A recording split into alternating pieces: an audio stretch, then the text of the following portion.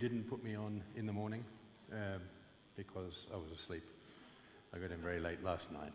So yes, I'm talking about using standards to build trust, specifically a very exciting document called the EthTrust Security Levels. So look at the landscape, look at what is this document. What is security? The first security conference I ever went to, somebody said, it's just like the risk that something will happen and how bad it's going to be when it happens. That's as useful a definition as any, but the other one is it's also never perfect. We all know that, right? Ethereum security, there's lots of different pieces to Ethereum security. There's lots of things to do, deployment and governance and bridges and all of these things. Smart contract code is what EthTrust deals with. So it's just one piece, right? That's the only bit I'm focusing on today. As you know, don't forget the rest, or bad things can happen. Smart contracts, we know what smart contracts are, right? Anyone here not seen or heard of a smart contract? Anybody believe they are inherently smart? Does anyone believe they are inherently a contract? Good. The EVM is a weird space, as we know, for many, many programmers. So the more successful we are, the more new programmers will come and write things, and the more people will get caught out by the fact that this is not what they learned to write about. So yes, you have problems. What is EthTrust Security Levels? As I said, it is a specification. It's about 60 pages long. I thoroughly recommend it if you're finding it hard to sleep tonight. It will get you there for weeks, possibly. It lists requirements to review the security of smart contracts that are written in Solidity. That's all it does. It just says, here are known vulnerabilities. It's collaboratively written, and I'll talk a bit more about that. Version 1 was published by the Enterprise Ethereum Alliance, which is a group of people, a group of different companies and organizations working together. In August last year, I am hoping, if you're recording this, please turn your recording off for 10 seconds, that the EEA board will approve publishing version 2 tonight, because we've made the request. They'll look at it, they'll say, is that good enough? So cross your fingers for me. It's very close. So this is a list of things that can go wrong. It's framed as things that you should check when you're doing a security review. Who is it for? It's for lots of different people, actually. It's for developers, and they might be the biggest market in the sense of if you're writing code and you're going to send it off to some very expensive people to get it tested carefully, being able to find and fix the problems they'll yell at you about before you pay them to do that, that's great. You save money, you save time, you have a better relationship with your security reviewers. In particular, if you don't waste their time on stupid bugs, you can get them to spend their expertise on the really hard things. That's the stuff you want to pay them for. It's for reviewers. As a reviewer, this is a checklist. Right? You work through the checklist, you say yes, yes, yes, yes, yes, yes, yes, yes, yes, yes, yes. Great, I've done everything. That doesn't mean you've done a security review. It means you've worked through a checklist of basic stuff that everybody should do. So it's quite important not to think this is the whole review.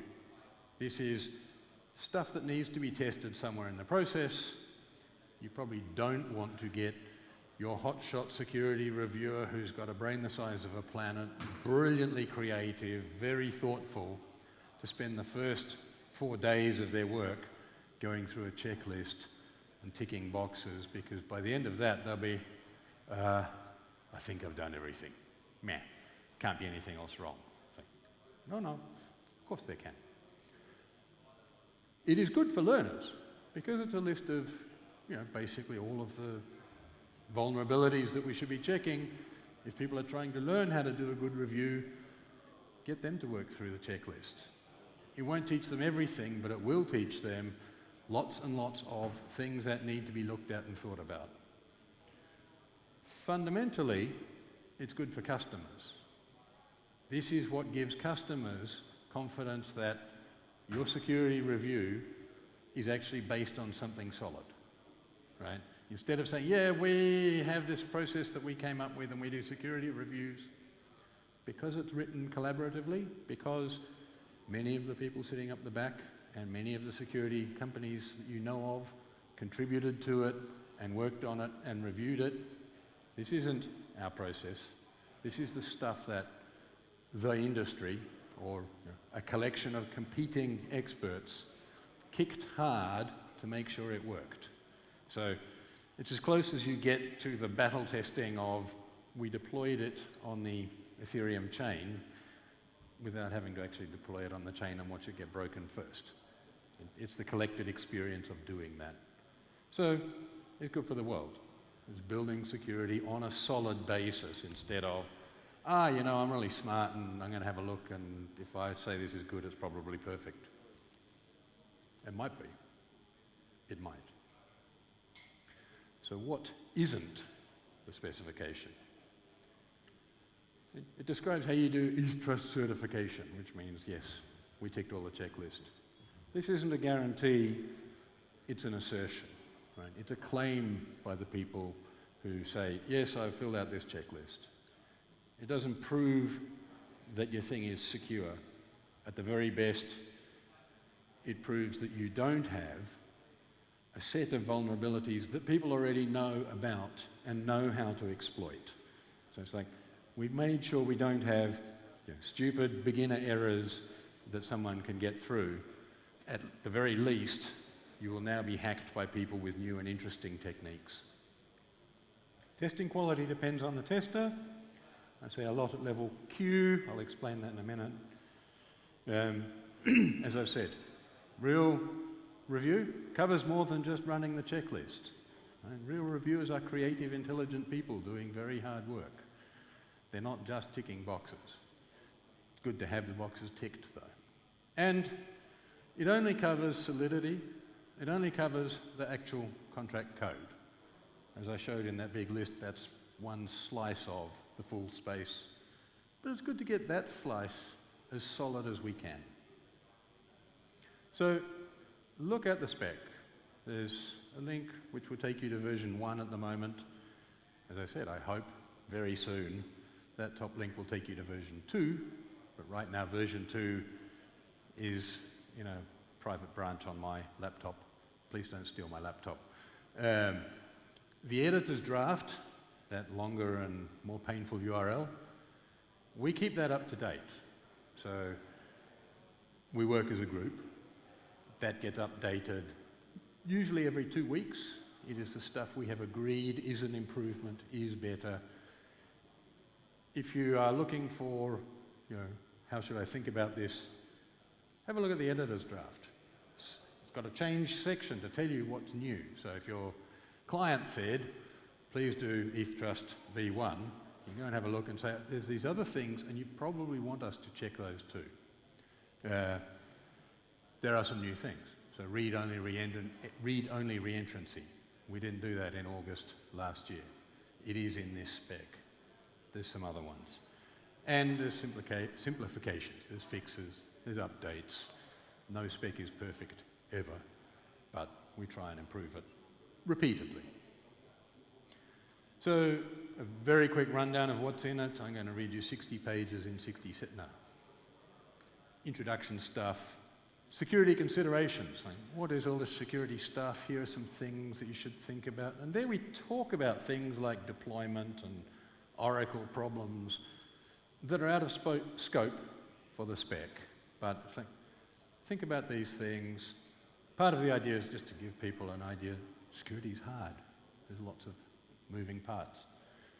The core of it, conformance claims, how you claim that you've certified something. The core of it is the security levels. They are requirements. An EthTrust certified review must check this, must check this. And there are some good practices. It's a good idea to do this. It's not, the requirements are quite formal. You should be able to say, yes, this has happened, or no, this has not happened. The good practices are things, and one of them is write clear, legible, simple code. You can't measure that and say, okay, I've done that now. But it is still a very valuable thing to do. So the security levels, the requirements are divided into 3 levels. Level S. Level S is stuff you could test automatically with a piece of software. You may do that. There's lots of testing tools out there. You may have some software that mostly does it. You may just do it by hand, because one of the requirements, no TX origin. You can sit down with a piece of Solidity and you can get TX origin in a very, very small amount of time. You don't need fancy software to do that for you, but you can use it. One of the questions at level S is, are there overriding requirements? And I am going to come back to that. Level M, this is requirements that are they require a manual static check, so it's still basically checking out the code. There are issues where you want a human to actually say, yes, this has been done properly. It's too hard to define for a piece of software, so it needs some judgment. Our theory and a lot of practice is, you can't define this perfectly mathematically, but 99% of people who know what they're talking about agree that this is bad and this is not. So actual reviewers doing a level M review will be able to do that with confidence. And level Q, this is like a high quality review of the package. It actually requires that you document what's meant to happen. So it's not just, does the code have bugs in it? It's, does the code say what it's meant to do? And then, does it actually do that? Because those are places where things can go wrong. And the good practices I talked about before. The big key is do those carefully. If you're checking for them, this is hey, you guys should have thought more about this. And in some cases, it's possible to do it badly. You can write clean code that's so clean and well commented and divided up into 40,000 pages, and it's only a hello world function. And it's like, you made life harder. This was not a good idea. So where did it come from? The EthTrust Alliance was this thing which was an open source project that ran out of steam. They originally basically wanted to do a registry of audited contracts. They came to the Enterprise Ethereum Alliance and said, we're not sure how to do this, can you guys help us? So we spent about 6 months figuring out what to do. EEA is a group of different companies that works on things that the membership, and anyone can join, decide are important to the ecosystem. So we had a look at what we were going to do. It's not really a registry anymore. It's actually a spec for this is what needs to be tested, and that's the thing that the outcome of those tests is what you would use if you're building such a registry. It took us 14 months, details, to get to version 1. I don't know if you've done standards work, but for standards work that is lightning fast. It took us another 14 months to get to the proposal for version 2. We started with the SWC registry. People familiar with SWC registry? Does anyone know when it was last updated? I do, because I pushed the actual change. It hasn't been maintained for about 3 years, and it is no longer maintained. It was very useful stuff. It's still there for historical purposes, Yeah. We took everything that was in there, used that as the first set of stuff that we would put in, and then we've been looking at lots of other stuff. We added some ideas. We had a template, because Conway's Law. We had people who were prepared to do work. We got a whole lot of participants to contribute and use their own brain and expertise. We look at hack reviews. We look at conference presentations, people who say, hey, I discovered this new way of breaking things. We look at security research. We look at Solidity compiler bugs, because there's tons of them, and all of those are included. Most at the level S, because they're generally trivial. Often, you can even say, this one doesn't actually impact the spec at all, because it doesn't use that thing. Overriding requirements. So, level S, if you don't have TX origin, no worries. If you do, there are some much more complicated things that smart people need to test very, very carefully. That's what an overriding requirement is about. Who made it? All these people working together. What's next? Release, put it into workflows, build a better system. There's a summing up, which I'm going to skip because it's not that exciting. And that's my 16 minutes and 19 seconds. Thank you.